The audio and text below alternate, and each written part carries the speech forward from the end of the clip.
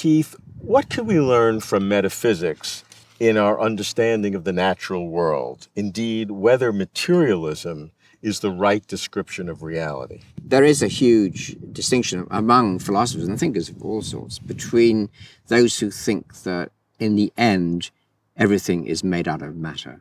And you've got to be able to reduce everything, consciousness, thoughts, whatever, into material things. And then, on the other hand, people who think you can't do that, and then you get lots of possible views, but the central one would be mental events and thoughts are not reducible to matter. So after that, you've got a number of places you could go. But for me, the most compelling metaphysical theory, that is theory about the general nature of reality, what is ultimately real, would be that mental events are actually the ultimate reality out of which physical things are generated. So that's a very strong statement. It is, people would call that idealism. They would, they'd be right. Normally, when you talk about somebody being an idealist, you think of Bishop Berkeley and something that sometimes is rather silly. Well, Bishop Berkeley was not silly. He was odd. But you don't have to be Bishop Berkeley. And Kant, my own favourite philosopher, I have to say, was an idealist too. And he made fun of Bishop Berkeley like everybody else.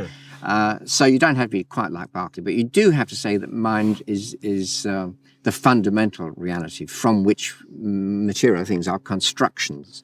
You can see this in a way if you think about the way physicists talk about an 11-dimensional universe or a 21-dimensional universe. And you say, well, this is clearly a mental construction. Nobody's seen such a thing. Nobody could see it. You're constructing this. It's a theoretical. I'm not saying it's false, but it's certainly a theoretical construction. Well, there's a difference because they're making a theoretical construction, but they're imagining what reality is with the physical world. If they didn't make the construction, it would still be that. If it's true, it would still be that. They don't have to make the construction to make it that. No, but it's not a material reality. So if you have a...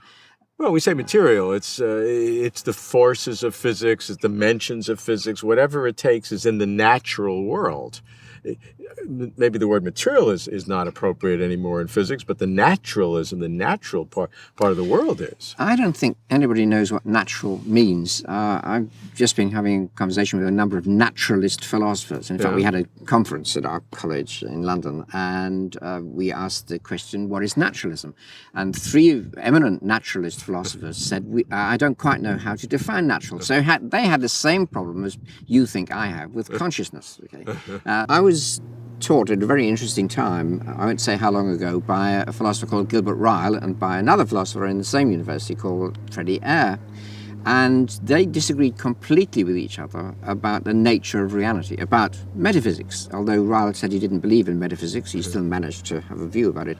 And Ayer would say everything begins with sense data, with elements of consciousness, and you build up the physical world from this. And then you cross the road and talk to Gilbert Ryle, and he'd say, there aren't any such things as sense data, they're just illusions, really, and everything is just the way you behave, and it's publicly observable, etc. So here were two very good philosophers indeed, who disagreed totally about what things are ultimately made of. And I think that what that shows you minimally is it's a very difficult question to answer, and you can't assume that one of those views is true. And if you say which one is commonsensical, I guess neither of them is, as a matter of fact. Now, both of those would be naturalistic views. Neither one believed in supernatural realities or the special nature of consciousness, that it's something other than the material world. I think Ayer certainly wouldn't have, he didn't believe in God, and he wouldn't have believed in what he would call a supernatural. But of course, he did believe that conscious events, thoughts, feelings, and sense data, are not material events. So he was not a materialist. Neither was Ryle. Ryle is sometimes called a behaviorist because he thought all knowledge, has to be publicly observable. But he denied being a materialist, and Ryle thought materialism was a very crude theory indeed. In fact, when I was a student, everybody thought materialism was too silly even to take seriously in philosophy. Well, I think that the distinction is, again, with naturalism, that they may not be materialists, but they were naturalists. They were certainly naturalists. But then what do you mean by that? They just meant there isn't a supernatural, i.e. they didn't like God very much. Right. Or anything spiritual, not just the Judeo-Christian God, but really anything supernatural. I have to say, if I may tell a short story, just sitting with Gilbert Ryle in his study, and one of his great claims was you don't have mental images. There are no such things as mental images.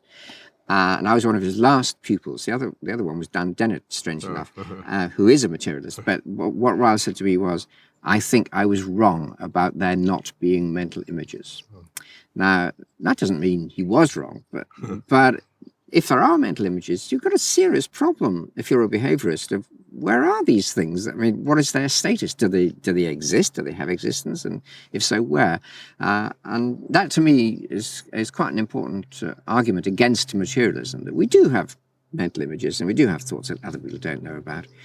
So materialism can't give you the ultimate answer. And as I say, there are lots of places you could go with that. But to say that you construct the physical world doesn't mean that it's false. To say that you construct it out of mental events and phenomena, I think points towards the logical priority of the mental.